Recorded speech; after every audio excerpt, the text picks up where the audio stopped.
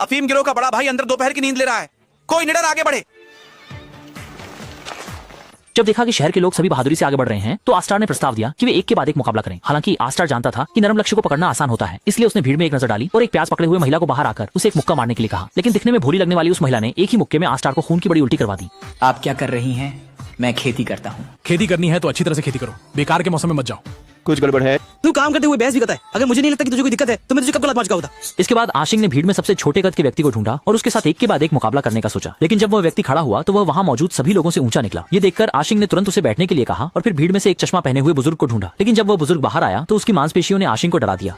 मैं आपको नहीं बुला रहा हूँ अंकल, मैं उस छोटे बच्चे को बुला रहा हूँ। छोटे बच्चे, मैं तुम्हारा बहुत देर से इंतजार कर रहा हूँ, बाहर आओ। हालांकि यह छोटा बच्चा भी एक प्रशिक्षित व्यक्ति था। उसकी मांसपेशियों ने सीधे ही आसिंह को आज की द्वंद्व युद्ध रद्द करने के लिए डरा दिया। इस समय सॉस पैकेट मकान मालकिन को लेकर आसिंह के सामने आ गया। वह मुझे ब्लैकमेल कर रहा है।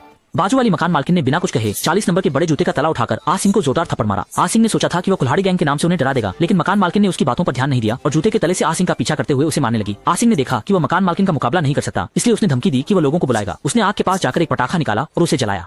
एक तीर आसमान में हजारों सेना मिलने आए। मरने का इंतजार करो तुम मत जाओ। तुम ताबूत तैयार करो। पटाखा ठीक से जाकर फेशुए के टोपी पर गिरा, जो कि फोटो गैंग के दूसरे प्रमुख थे। फेशुए अपने साथियों के साथ आकर आस्टार से पूछते हैं कि पटाखा किसने फेंका। आसिंह ने फेशुए के सीने पर कुल्हाड़ी को देखा और जल्दी से कहा कि वह अपना ही आदमी है। फिर इस मुसीबत को मकान मालकिन पर डाल दिया। फेशुए छोटे गुंडों के साथ मकान मालकिन की ओर धीरे धीरे बढ़ने लगे और उनके सिर पर काले बादल उनके माफिया होने की पहचान को स्पष्ट कर रहे थे। जब दोनों के बीच की दूरी कम होने लगी तो मकान मालकिन ने बारिश में कपड़े समेटने का बहाना बनाकर वहां से निकल गई। मोटी औरत।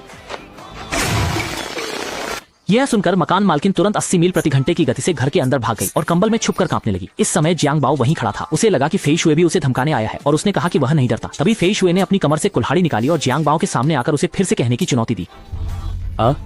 मैं एक जोरदार झटके के बाद फेशुए अचानक बिना किसी कारण कूड़ेदान में जा गिरा और बाकी छोटे गुंडे उसे उठाने की कोशिश कर रहे थे, लेकिन उन्होंने पाया कि उनकी अपनी पसलियां पहले ही टूट चुकी थीं।